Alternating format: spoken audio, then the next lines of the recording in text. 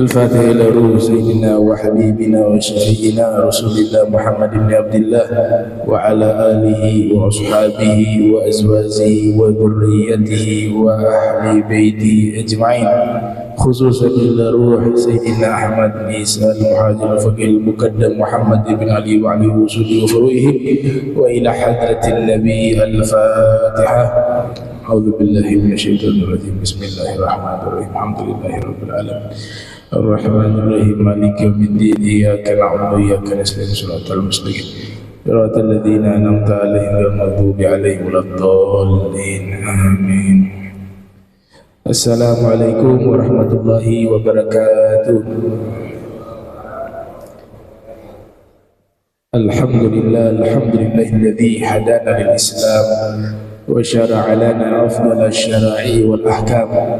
Ahmaduhu subhanahu wa ta'ala ala alaihi al-jisam wa ni'amihi al-'idham. Asyhadu an la ilaha illallah wahdahu la syarika lah al-malikul 'allam. Wa asyhadu anna sayyidana Muhammadan abduhu wa rasuluhu sayyidul anam wa ala alihi wa sahbihi wal a'immatil a'lam. Amma ba'du, subhanaka la ilma lana illa ma 'allamtana.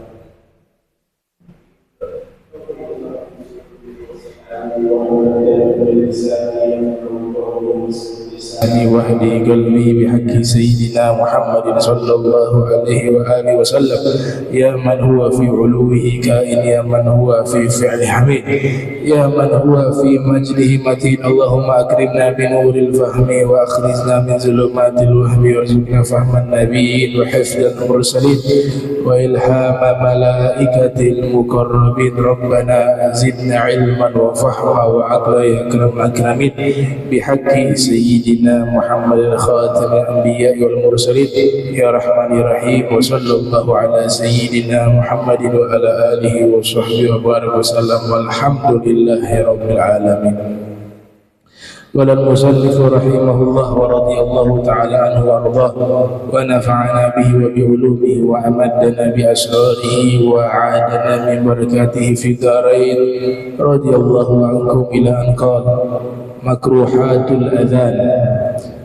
Alhamdulillah, puji syukur kehadirat Allah, salawat salam senantiasa tercurahkan kepada junjungan mulia Nabiuna Muhammad sallallahu alaihi wa alihi wasallam beserta seluruh keluarga beliau, sahabat beliau dan umat beliau yang senantiasa melaksanakan ajaran beliau hingga akhir masa nanti. Kita sampai ke pembahasan makruhatul adzan, hal-hal yang dimakruhkan di dalam adzan. Wal adzan lughatan al-i'lam bisyai'. Azan artinya adalah al-i'lam bisyai', memberitahukan sesuatu. Secara bahasa, azan artinya al-i'lam bisyai'. Allah Ta'ala berfirman, wa adhanun minallahi wa rasulihi, dan azan dari Allah dan Rasulnya. Ai i'lam, pemberitahuan dari Allah dan Rasulnya. Jadi azan secara bahasa artinya pemberitahuan, pengumuman, i'lam. Di ayat yang lain, ketika Allah Ta'ala memerintahkan Nabi Allah Ibrahim menyeru di Jabal Abi Qubais, wa'adzin fin nasi bil hajj ya'tuka rijal. Di situ menggunakan lafaz adzan dalam bentuk fil amr, wa'adzin, yang artinya nadi, atau arti lainnya adalah a'lim, beritahukanlah. Bisa juga serukanlah kepada segenap manusia untuk melaksanakan ibadah. Itu arti azan. Kalau bahasa Arab modern, Al-i'lam bisa artinya informatika atau informasi. Mereka biasa sebut Wizaratul I'lam, Kementerian Penerangan. Al-i'lam. Wasailul i'lam, media informatika.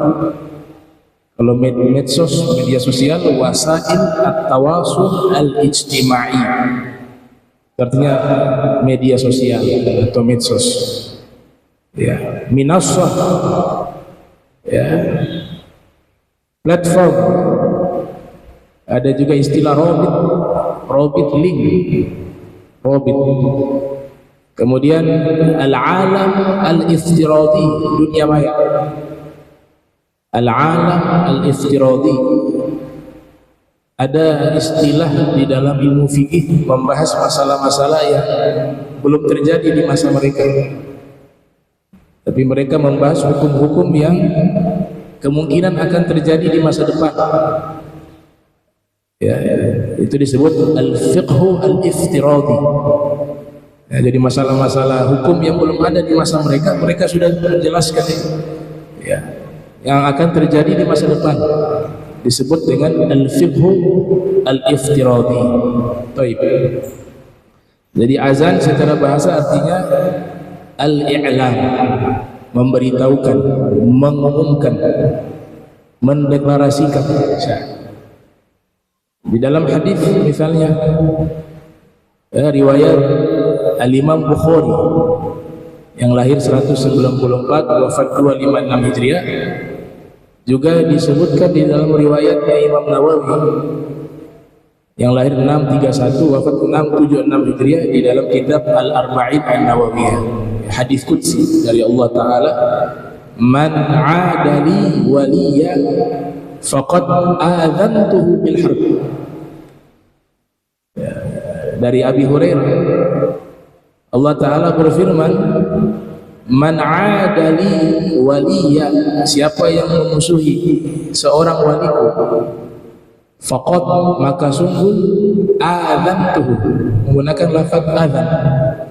Ya, bukan maknanya azan secara terminologi, tapi maknanya itu secara lughah.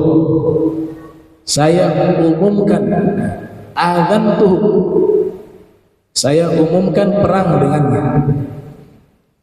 Jadi kalau musuhin seorang wali Allah, satu orang itu Allah Ta'ala umumkan perang.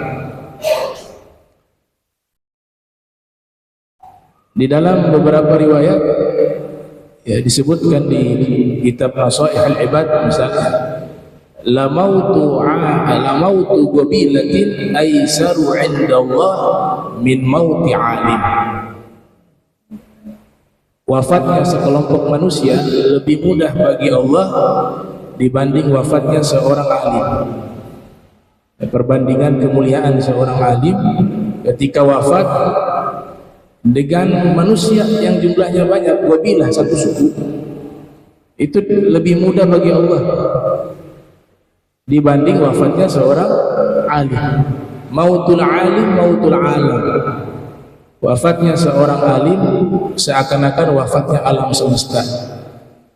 Nah, yang dimaksud wali di situ sebagaimana yang dipahami oleh Al-Imam Syafi'i yang lahir 150 wafat 204 Hijriah, juga yang difahami oleh Al-Imam Abu Hanifah yang dilahirkan tahun 80 Hijriah wafat 150 Hijriah.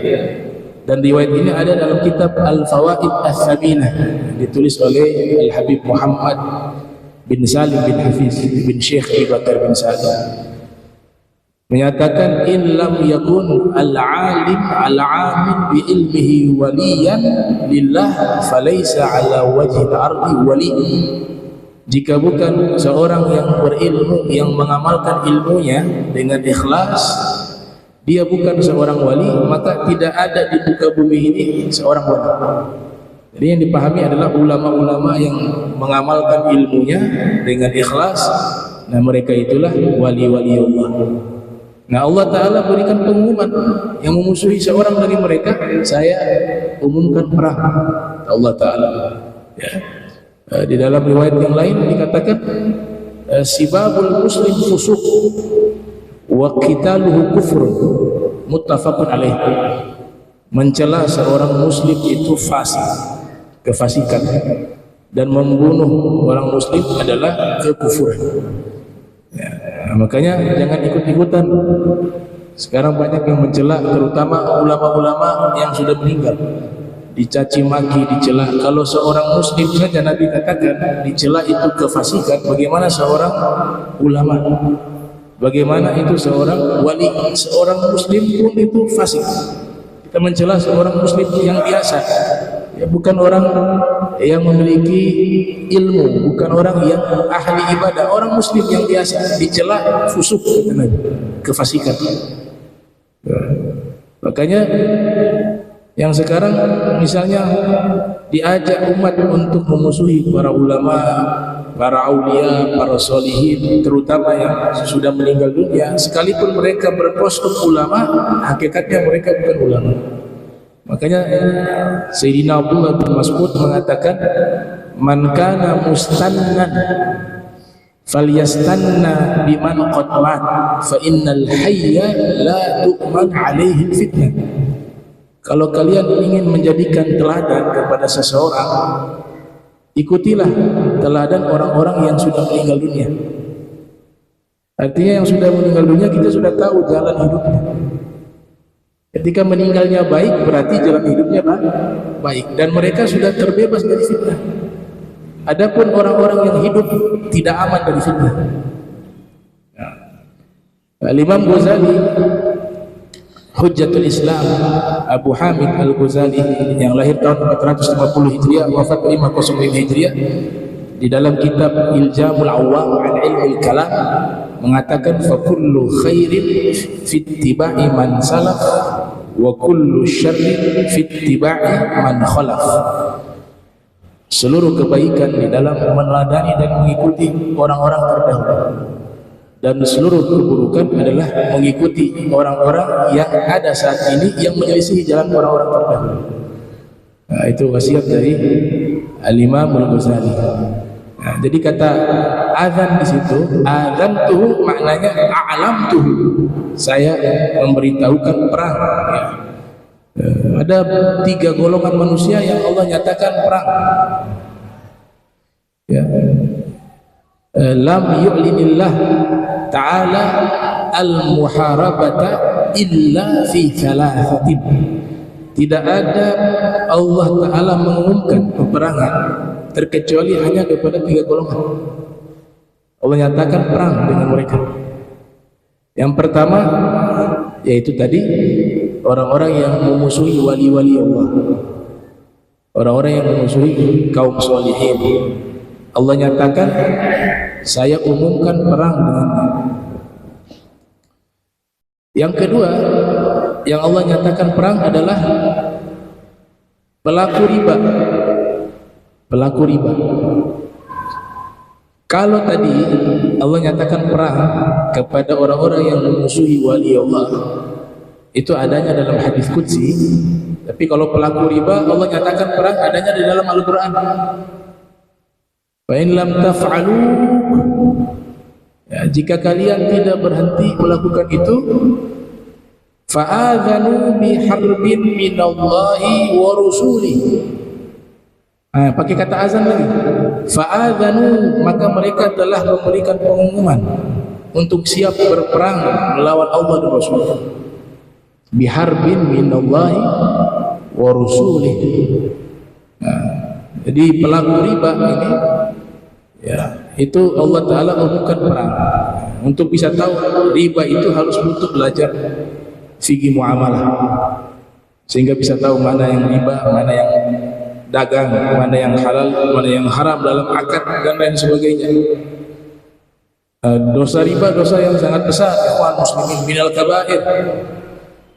Termasuk salah satu dosa besar yang disebut di dalam Al-Quran. Semua dosa yang Allah sebutkan di dalam Al-Quran minal kabair, semuanya dosa besar. Riba termasuk yang disebut di dalam Al-Quran. Ya, bahkan Al-Imam Ibn Hajar Al-Haytami yang lahir tahun 909 Hijriah, wafat 574 Hijriah, menulis kitab Az-Zawazin Al-Iktirafil Kabair yang memuat dosa-dosa besar yang dibahas oleh beliau, dan beliau pun memasukkan dosa riba termasuk ranking tertinggi dosa besar. Begitu juga kitab Al-Kabair yang ditulis oleh Al-Imam Al-Zahabi yang lahir 673 Hijriah, wafat 748 Hijriah, di dalam kitabnya Al-Kabair. Al-Imam Al-Hakim yang lahir tahun 321 Hijriah, wafat 405 Hijriah, di dalam kitab Al-Mustadrak, dan beliau mensahihkan hadis ini. Wa wafaqahu Al-Imam Az-Zahabi, dan Imam Zahabi juga sepakat akan kesahihan hadis tersebut. Rasulullah sallallahu alaihi wasallam bersabda, "Ar-riba 73 baban aisaruha mithl ayyankiha ar-rajulu ummahu." Riba itu terdapat, ar-riba mubtada ya, nahu ar-riba 73 baban khobar. Jadi riba adalah 70 pintu keburukan, 73 pintu keburukan. Riba itu adalah 73 pintu keburukan. Yang paling minimal dosa riba itu misal seperti seorang laki-laki menzinahi ibunya. An yankiha ar-rajulu ummahu. Wa akhraja al-Imam al-Baihaqi yang lahir tahun 384 Hijriah, Rasul sallallahu alaihi wasallam bersabda, "Kullu qardin jarra naf'a fahuwa riba." Setiap pinjaman yang menarik manfaat maka itu adalah riba. Hadzal hadis isnaduhu dhaif walakin matnuhu sahih. Qal jumhur ulama bahwa hadis ini secara sanadnya lemah dan termasuk hadis lemah, akan tetapi matanya sahih berdasarkan konsensus para ulama. Nah, jadi pelaku riba Allah umumkan perang. Orang yang memusuhi para wali Allah umumkan perang. Nah, di masa Rasul sallallahu alaihi wasallam praktik riba ini sudah ada. Ya. Disebutkan di dalam kitab Rawai'ul Bayan fi Tafsir Ayatil Ahkam yang ditulis oleh Dr. Syekh Ali As-Sobuni, bahwa tradisi yang berkembang di masa-masa jahiliyah itu adalah mereka meminjamkan uang kepada orang lain, kemudian kalau diganti lebih sekian persen, kemudian kalau dibayar tidak sesuai dengan waktu yang ditentukan nanti kena penalti, ya, bertambah lagi bunganya. Itu sudah ada di masa jahiliyah. Nah, makanya Rasulullah SAW beliau menghapus tradisi itu, dan turunlah ayat yang mengharamkan praktek riba tersebut, ya, baik riba nasi, riba fadil, riba yadi. Para sahabat mereka sukses dalam masalah bisnis, perdagangan. Ketika sudah mengenal hukum Islam, justru bertambah sukses. Dan kebanyakan mereka memang dari awal menjauhi praktek riba. Kita kenal seperti Sayyidina Abdurrahman bin Auf sebagai sahabat yang kaya raya, Sayyidina Abu Bakar Siddiq termasuk, dan juga Zubair bin Awam. Sayyidina Zubair bin Awam termasuk investor pertama dalam sejarah Islam. Jadi beliau punya cara di dalam berbisnis sebagai investor. Ya, beliau menerapkan mudharabah, musyarakah, murabahah, istilah dalam fikih muamalah. Bagi hasil, ya, mudharabah. Ada pemegang modal, kemudian pemegang modal menyerahkan, mumawil namanya, menyerahkan modal tamwil tersebut kepada orang yang nanti menjalankan bisnis tersebut, sebagaimana juga praktik dari Sayyidah Khadijah, dan berhasil semuanya dengan mengikuti cara Islam, hukum Islam di masa tersebut. Nah, Sayyidina Zubair bin Awam, beliau itu dititipkan uang. Jadi beliau ibarat kata sebagai petugas yang dimana umat mempercayakan harta mereka dijaga oleh beliau, Sayyidina Zubair bin Awam. Istilah di dalam bank syariah namanya wadi'ah. Wadi'ah itu barang titipan, harta titipan. Itu sudah ada di masa Nabi Muhammad sallallahu alaihi wasallam. Nah, salah satu tokoh adalah Sayyidina Zubair bin Awam. Hukum dasar wadi'ah itu tidak boleh dipergunakan. Yang namanya barang titipan, ketika ada orang menitipkan sesuatu kepada kita, maka barang itu hanya dijaga, bukan digunakan, bukan dimanfaatkan. Itu namanya wadi'ah. Jadi wadi'ah itu hukumnya adalah kita menjaganya, tidak boleh memanfaatkannya. Artinya kalau ada yang menitipkan uang kepada kita 100 juta misalnya, maka uang ini nggak boleh kita pergunakan untuk dagang, untuk lain sebagainya. Ya. Nah, ini cerdasnya Sayyidina Zubair bin Awam. Beliau mengatakan kepada masyarakat yang menitipkan hartanya kepada beliau, yang tadi niat awalnya sebagai wadi'ah, barang titipan, beliau merubah akadnya menjadi mudharabah. Beliau mengatakan bagaimana kalau uang ini kita rubah akadnya, bukan akad menitipkan barang, tapi kalian meminjamkan harta ini kepada saya. Nanti saya akan jadikan ini sebagai modal dalam usaha. Yang cerdas beliau. Jadi yang tadi akad wadi'ah, beliau faham betul kalau wadi'ah nggak bisa dimanfaatkan untuk apapun, hanya bisa dijaga. Tapi ketika beliau merubah ini wadi'ah ini, bagaimana kalau dirubah, saya pinjam deh harta titipan ini, kemudian saya akan jadikan ini sebagai modal dalam berbisnis. Inilah investor. Mustafmirun, ya bahasa Arab, mustafmirun. Akhirnya beliau memutar ya, modal ini, berhasil. Itu disebutkan total estimasi beliau, kalau rumah beliau itu di kota Madinah ada 11 rumah pribadi, rumah pribadi. Kemudian di Kufah ada rumah, di Mesir ada rumah, di Basra ada rumah, sehingga diestimasi secara total harta beliau di masa itu kurang lebih kalau dikonversi ke rupiah 3,5 triliun. Sayyidina Zubair bin Awam. Dan beliau juga ini bukan hanya ahli di dalam bisnis sebagai investor, tapi juga sebagai pejuang di medan perang ya. Hingga Imam Sufyan Ats-Tsauri mengatakan ada 3 kesatria di kalangan sahabat. Yang pertama adalah Sayyidina Hamzah ibn Abdul Muttalib, yang kedua adalah Sayyidina Ali bin Abi Thalib, dan yang ketiga adalah Sayyidina Zubair bin Awam.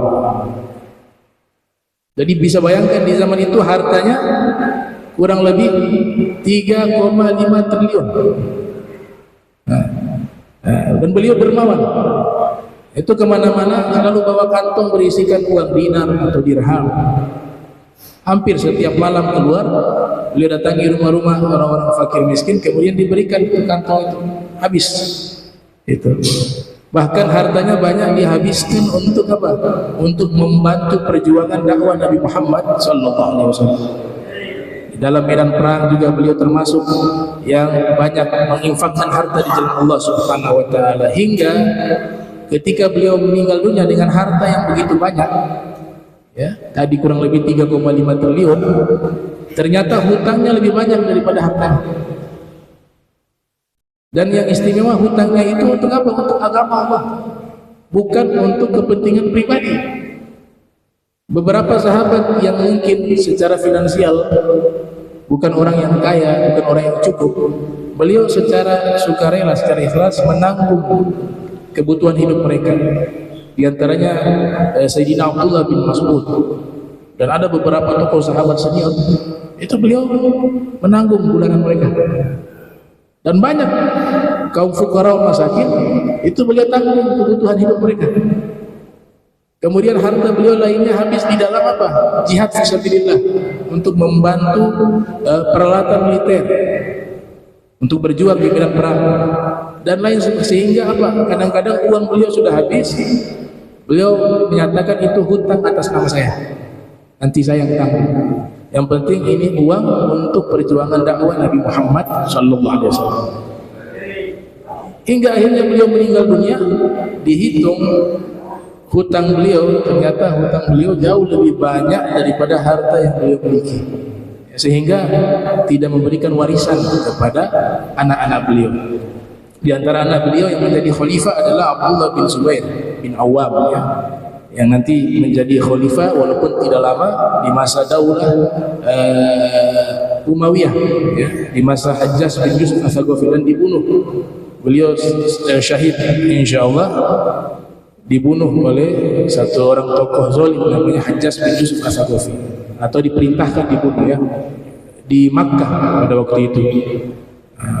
Beliau istrinya adalah Asma binti Abi Bakar, putrinya Sayyidina Abu Bakar, namanya Asma binti Abi Bakar.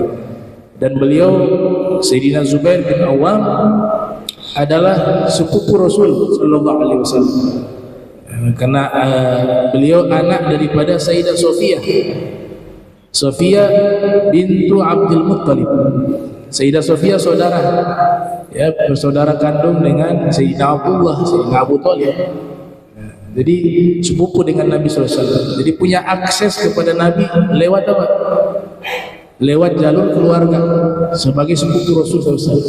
Begitu juga akses kepada Sayyidah Khadijah, karena beliau berpangkat ponakan dari Sayyidah Khadijah, ya, karena ayah beliau Awam itu adalah saudaranya Sayyidah Khadijah, Awam bin Khuwailid, ya, Sayyidah Khadijah bintu Khuwailid, saudara kandung. Sehingga beliau punya akses kepada Nabi sallallahu alaihi wasallam, begitu juga kepada Sayyidah Khadijah. Nah, ini tokoh sahabat yang menerapkan, ya, mudharabah, ya, musyarakah di masa-masa tersebut, dan beliau profesional, jalankan itu serius. Kita disuruh dalam agama kita ketika menekuni satu bidang itu disuruh serius, bidang apapun itu. Sebagaimana hadis yang diriwayatkan oleh Imam At-Tabrani yang lahir tahun 260 Hijriah, wafat 390 Hijriah, di dalam kitab Al-Mu'jam Al-Awsat, Inna Allah yuhibbu idza 'amila ahadukum 'amala an yutqinah. Sesungguhnya Allah Subhanahu wa taala mencintai seseorang yang apabila dia bekerja, dia melakukan dengan baik, dengan sempurna, ya, dengan profesional. Itu kata Nabi kita Muhammad sallallahu alaihi wasallam. Yang penting selama profesinya itu profesi yang halal, yang baik. Yang ketiga yang diperangi oleh Allah adalah yufsiduna fil ardh. Mereka yang senang melakukan kerusakan di muka bumi. Ini diperangi oleh Allah berdasarkan nas di dalam Al-Qur'an. Nah, ya, innama jazaa'ul ladzina yuharibuna Allah wa rasulahu wa yas'auna fil ardi fasada. Ya, mereka adalah orang-orang yang memerangi Allah dan Rasul, dan mereka berusaha melakukan kerusakan di muka bumi ini. Mereka diperangi oleh Allah. Ya, yuharibuhumullah, Allah akan perangi mereka. Fil Quran surat Al-Baqarah, wa idza qila lahum la tufsidu fil ardi. Ya, dikatakan pada mereka jangan kalian melakukan kerusakan di muka bumi ini. Mereka mengatakan nahnu muslihun, enggak, kami melakukan kebaikan. Ala innahum humul mufsiduna walakin la yashurun. Sesungguhnya mereka bukan melakukan kebaikan, tapi mereka itulah yang melakukan kerusakan. Akan tetapi mereka tidak menyadarinya. Ya, biasa orang yang melakukan kejahatan, kerusakan, ya, seperti saat ini Israel, ya, bagaimana lihat Gaza sekarang. Mereka tidak merasa melakukan kerusakan, tidak merasa melakukan kejahatan. Bahkan mereka mengatakan nahnu muslihun, kami sedang melawan teroris, katanya, sedang melawan Hamas. Dia merasa nahnu muslihun. Al-Quran sudah menceritakan ya tipe manusia seperti ini. Zaharal fasadu fil barri wal bahri bima kasabat aydin nas. Muncul kerusakan di darat maupun di laut sebab tangan-tangan orang-orang yang perusak seperti ini. Nah, mereka inilah diperangi oleh Allah Subhanahu wa taala. Ya. Tapi kok ini masih belum dapat azab? Ya, istidraj. Sanastadrijuhum min haitsu la ya'lamun. Kami akan ulur mereka terus dalam kejahatan. Bahkan Allah berikan kesuksesan di dalam kejahatan tersebut untuk diulur agar nanti ketika mati semua dosanya itu akan dikonferensi menjadi azab yang sangat berat di akhirat. Ya, ayat Al-Quran namanya istidraj. Karena kita di fase umat Nabi Muhammad SAW. Ini azab kalau turun, gak peduli yang di situ mau orang baik, orang jahat kena juga. Kalau dia ada di wilayah itu, Allah lihat dengan pandangan rahmat. Ini fase masa Nabi Muhammad SAW. Berbeda dengan umat-umat terdahulu. Ketika melakukan perbuatan yang melampaui batas, melakukan kerusakan, saat itu juga kontan Allah turunkan azab. Dan siapa yang ada di wilayah itu juga kena, sekalipun dia orang baik. Bagaimana coba lihat Nabi Nuh alaihissalam. Allah sudah mewahyukan untuk apa? Untuk mengevakuasi orang-orang baik naik ke kapal.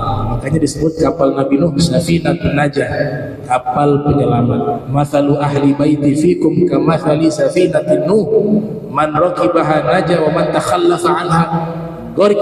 Riwayat gharak. Fi riwayat halak. Permisalan kapal Nabi Nuh seperti kapal penyelamat, dan permisalan kapal Nabi Nuh seperti ahlul baitku, kata Nabi. Siapa yang menaikinya dia selamat, siapa yang tidak menaikinya dia akan tenggelam. Fi riwayah halakan, dia akan binasa. Nabi Nuh doa, wa qala nuhun rabbi la tadhar 'alal ardi minal kafirina dayyara. Wahai Allah, jangan sisakan di muka bumi ini seorang pun daripada orang-orang kafir yang perusak untuk mereka hidup di muka bumi ini. Turun aja kontan. Semua orang yang mufsidun pada waktu itu semuanya mati.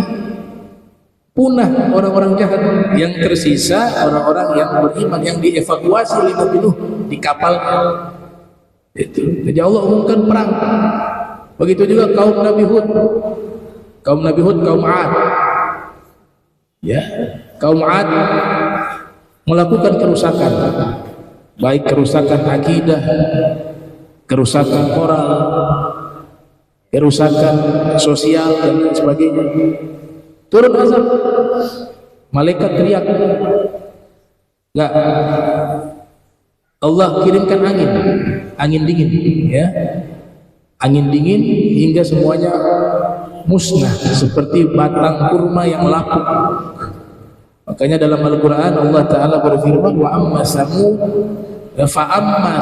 fa uhliku bitaghiyah wa amma 'adun fa uhliku birihin sarsarin 'atiyah sakharaha 'alaihim sab'a layalin wa thamaniyata ayyamin husuma fataral qauma fiha sar'a ka'annahum a'jazu nakhlin khawiyah fahal tara lahum min baqiyah.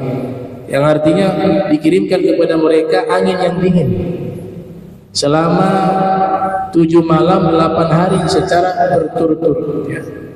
Nah, sakhara alaihim sab'a layalin, 7 malam wa thamaniyata ayyam, 8 hari husuma tatabbu, berturut-turut tanpa henti hingga semuanya musnah seperti batang kurma yang lapuk dan punah. Makanya para sejarawan menamakan ini bangsa Arab ba'idah, bangsa Arab yang punah. Fahal tara lahum min baqiyah. Itu dalil. Apakah kamu melihat masih ada sisa dari generasi mereka? Tidak ada, punah. Nah, karena diperangi oleh Allah para perusak itu. Kalau belum diperangi, belum diturunkan azab, istidraj. Allah ulur terus sampai mati. Ya. Dajjal juga diberikan istidraj. Ada Namrud, Ada kaum Tsamud tadi, kaum Tsamud kaumnya Nabi Soleh, perusak, Allah musnahkan. Fa amma Tsamud fa uhliku bit-taghiyah. Adapun kaum Tsamud fa uhliku, mereka dibinasakan bit-taghiyah, dengan teriakan malaikat. Jadi malaikat teriak, mati semuanya. Nah, ini 3 dosa yang harus dihindari ya. Karena lam yu'linillahu ta'ala al-muharabata illa fi thalathatin. Tidak pernah Allah Ta'ala mengumumkan, mendeklarasikan peperangan kecuali 3 golongan ini. Langsung Allah nyatakan perang. Begitu juga Allah kiaskan mereka itu yuharibuna Allah wa rasulah. Mereka juga memerangi Allah dan Rasul. Ini bahasa majas, bukan hakiki, karena tidak mungkin makhluk bisa memerangi Allah. Maka ini majas adalah mereka memusuhi Allah, maka Allah akan binasakan mereka. Makruhatul adzan, hal-hal yang makruh di dalam adzan. Yang pertama, al-awwalu at-tamdid, ay at-tamdid, membaca azan atau sigoh azan terlalu panjang, tamdid. Jadi dibaca terlalu panjang azannya. Khairul umur awsatuha, paling bagus di tengah-tengah, tidak terlalu lama, tidak terlalu cepat. Kalau kelamaan di sini dikatakan at-tamdidu ay at-tamdid, terlalu kepanjangan itu azan, hukumnya makruh. Ats-tsani, yang kedua, al-kalamu asna'ahu li ghairi maslahatin, berbicara di saat sedang azan tanpa ada maslahat. Jadi dia azan, kemudian di saat sedang azan itu dia ada cerita atau mungkin menjawab telepon. Li ghairi maslahat, tanpa ada maslahat, kecuali memang ada maslahat. Maslahat di sini maknanya darurat, ad-darurat tubihul mahdzurat. Yang ketiga, ats-tsalits tarku ijabatil muadzinin, yaitu tidak menjawab panggilan orang yang azan. Tarkul ijabatil muadzinin artinya doa tadi. Ketika azan itu kan sunnah orang yang mendengar azan untuk dia menjawab panggilan azan. Tarku ijabatil muadzinin. Ar-rabi', yang keempat, kaunuhu qa'idan aw rakiban illal musafir, keadaan dia dalam posisi duduk, makruh azan keadaan duduk, atau di atas kendaraan, kecuali musafir. Kalau musafir azan di atas kendaraan tidak makruh, boleh.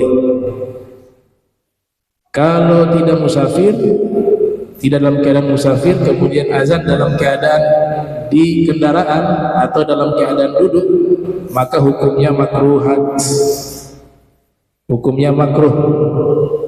Al-khamis, yang kelima, al-khuruj minal masjid ba'dal adhani sawa'un al-muadzinu aw ghairuhu illa lihajatin.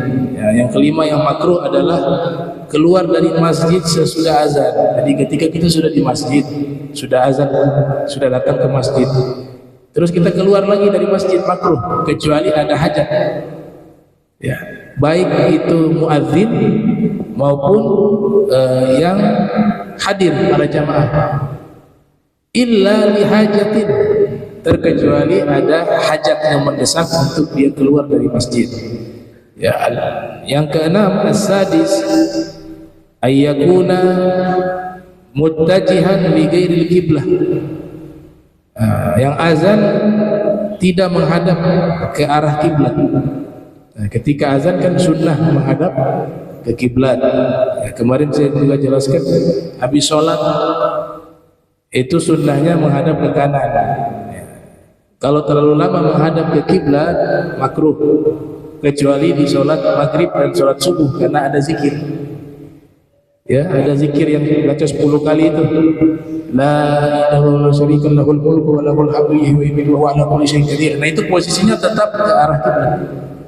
Ya. Selesai itu, atau lebih afdalnya selesai kalau mau ditambah Allahumma ajirna minan nar, Allahumma ajirna minan nar, baru setelah mengarah ke arah kanan. Jadi tidak semua itu sunnah menghadap kiblat. Ada beberapa keadaan seperti tadi sholat itu menghadap ke arah kanan. Tapi kebanyakan memang sunnahnya menghadap kiblat. Seperti akad nikah menghadap kiblat yang menikahnya. Kemudian belajar, mau belajar ilmu agama itu sunnahnya menghadap kiblat. Azan juga sunnahnya menghadap kiblat. Ya. Kemudian yang berikut, kaunuhu fasiqan atau subiyah, orang yang azan as-sabi yang ketujuh. Orang yang azan itu fasik. Fasik itu pelaku dosa. Pelaku dosa yang terang-terangan.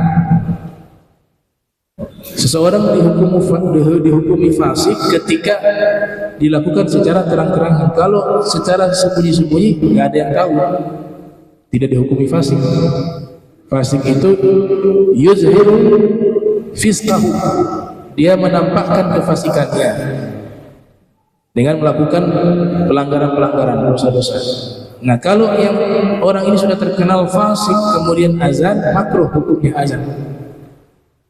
Orang fasik hukumnya azan, hukum azannya itu makruh. Kaunuhu fasiqan, keadaannya fasik. Au sobiyah, begitu juga makruh yang azan anak kecil.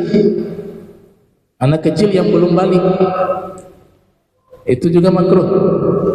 Ya, sebagaimana pertemuan lalu sudah dibahas, yang dimana disunahkan, ya, disunahkan yang azan itu sudah haddul bulugh, sudah mencapai usia balik. Ini al-qaul al-murajjah, ini pendapat yang dikuatkan, yang dikokohkan.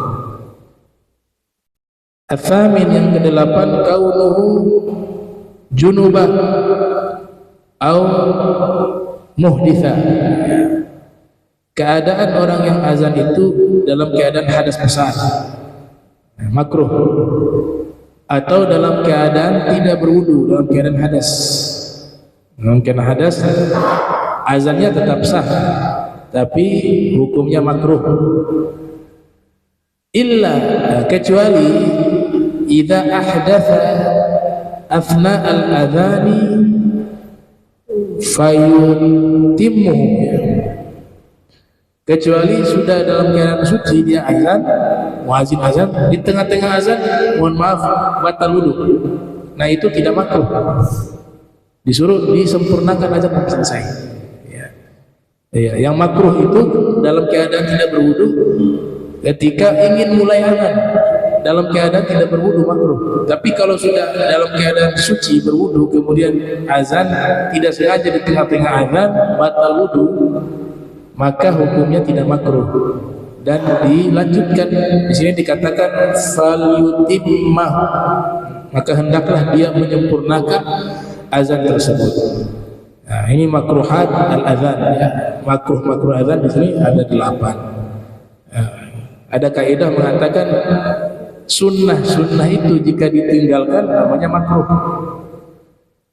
Sunnah yang ditinggalkan itu hukumnya makruh. Makruh versi fuqaha dengan versi asfiyah berbeda. Kalau makruh menurut para fuqaha itu kan ada makruh tanzih, ada makruh tahrim, karahatut tanzih, karahatut tahrim. Karahatut tahrim itu sudah dapat dosa walaupun makruh. Karahatut tanzih itu adalah tidak sampai ke dosa tapi hal yang tidak baik, tanzih. Ada yang mengatakan kalau tahrim itu sudah dengan dalil qat'i, sedangkan karahatu tanzih itu dalilnya dalil zonni. Nah, itu versi fuqaha membahas tentang masalah makruh, ya, atau dalam definisinya itu jika meninggalkan mendapat pahala, jika dia melakukan tidak mendapat dosa. Artinya dia meninggalkan itu dapat pahala. Itu definisi makruh secara umum menurut para fuqaha. Kalau versi para asfiyah, makruh itu bukan definisi itu. Makruh itu hal yang dibenci oleh Allah, hal yang dibenci oleh Allah disebut dengan makruh. Dari asal katanya saja kariha, dari kata kariha ya, kerahu, karohatan, fil madinya kariha, ya kerahu, masdarnya karohatan. Itu artinya apa? Sesuatu yang tidak disenangi. Jadi para ulama terdahulu mereka memahami hal ini, khususnya kalangan para asfiya, para aulia usolihin, memahaminya bukan versi fikih, memahaminya versi tasawuf, bahwa yang namanya makruh itu dibenci oleh Allah. Ada yang memaknai makruh itu jika dilakukan ya nggak mendapatkan syafaat Nabi, tidak berdosa tapi syafaat Nabi terhalangi, seperti pemahamannya Imam Ahmad bin Hanbal. Imam Ahmad bin Hanbal mengatakan siapa yang mampu, ini dalam kitab Al-Manhajul Qawim, mampu mengakikahkan anaknya tapi dia sengaja tidak mengakikahkan anaknya, maka dikhawatirkan anaknya tidak bisa memberikan syafaat kepada orang tuanya. Padahal ini kan kebanyakan ulama konteksnya hukumnya adalah sunnah, terus termasuk mazhabnya Imam Syafi'i ya.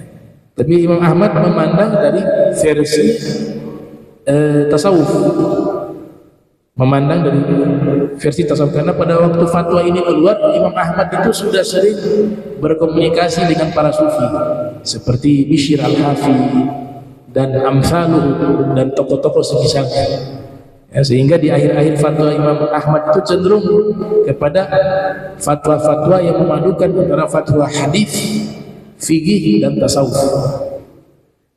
Dari satu riwayat mengatakan yang namanya wajib, mazhab Abu Hanifah, wajib dan fardu itu beda. Kalau mazhab Syafi'i itu wajib itu fardu, fardu itu wajib, sama, nggak ada bedanya.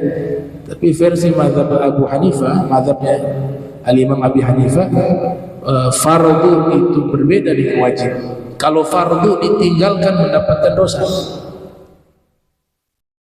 kalau wajib tidak mendapatkan dosa, akan tetapi tidak mendapatkan syafaat Nabi jika tidak dilakukan. Nah itu, jadi itu pandangan para asfiya, makruh itu sesuatu yang dibenci oleh Allah Ta'ala. Keluarlah magalah dari para ulama-ulama mereka, para asfiya ya. Misalnya pernyataan Al-Habib Abdullah bin Husain bin Thahir, ma fa'altu makruha wala hamamtu bimakruhin. Saya tidak pernah melakukan hal-hal yang makruh, bahkan keinginan melakukan hal-hal yang makruh pun tidak pernah terlintas dalam hati saya. Ya, karena memandang makruh ini bukan dalam definisi fikih. Antum kalau baca kitab beliau, kitab Majmu', dulu di awal-awal kita nyantren di Al-Fakhriyah, di tempatnya Habib Jindan, itu kalau rawha sering baca kitab beliau, namanya Majmu', kitabnya Al-Habib Abdullah bin Husain bin Thahir. Kita baca waktu rawha, waktu sore. Kalau membaca kitab itu kita akan temukan, kalau kita analisa ya, kitab itu memadukan antara kitab An-Nasaih Ad-Diniyah lil Habib Abdullah bin Alwi Al-Haddad dengan kitabnya Imam Ghazali Ihya Ulumuddin. Dipadukan dua kitab tersebut, dinamakan kitab tersebut Majmu', nah, kumpulan. Di situ berbicaranya apa? Ya fiqhul asfiya, fikihnya para sufi.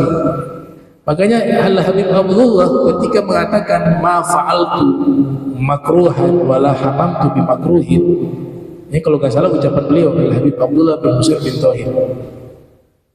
Ya, itu selaras dengan apa yang dikatakan oleh Al-Habib Abdullah Haddad, mengatakan ma min sunnatin sannaha Rasul sallallahu alaihi wasallam, tidak ada satu sunnah yang pernah dicontohkan oleh Rasul sallallahu alaihi wasallam kecuali saya berharap saya sudah mengamalkan seluruhnya. Jadi pandangan makruh mereka, Imam Haddad juga menyatakan makruh itu tidak pernah dikerjakan oleh beliau. Yang beliau kerjakan adalah seluruh sunnah Nabi Muhammad SAW. Wal Habib Abdullah bin Husain bin Thahir juga mengatakan ma fa'altu makruhan wala hamamtu bi makruhin. Saya tidak pernah melakukan perbuatan makruh, apalagi haram. Yang makruh tidak pernah dilakukan. Wala hamamtu bi makruhin, dan tidak ada keinginan melakukan hal yang makruh. Nah, mereka memandang makruh itu dari sudut pandang para sufi, yaitu perbuatan yang dibenci oleh Allah Subhanahu wa taala. Bukan dalam kacamata fikih yang berarti kalau ditinggalkan dapat pahala, kalau mengerjakan tidak mendapat dosa. Itu pandangan umum secara fikih. Nah, insyaallah pertemuan berikut kita akan lanjutkan pembahasan tentang baqiyatus sunan allati qabla shalah, yaitu sunnah-sunnah sebelum sholat, ba'dal adzan wal iqamah, sesudah adzan dan iqamah. Bismillahirrahmanirrahim. Alhamdulillahirabbil alamin. Allahumma shalli wa sallim ala sayyidina Muhammad Allahumma jam'al hadha jam'an marhuma wa tafarraqna min ba'dihi tafarruqan ma'suma wa la tajal minna wa la minna syaqiyya wa la mahruma. Allahumma nazzih qulubana 'an ta'alluqi biman dunaka waj'alna min qaumin tuhibbuhum wa yuhibbunaka. Subhanaka bihamdika asyhadu an la ilaha illa anta astaghfiruka wa atubu ilaih. Wa sallallahu ala sayyidina Muhammadin wa ala alihi wa sahbihi wa sallam. Wa lahu minkum assalamu alaikum warahmatullahi wabarakatuh.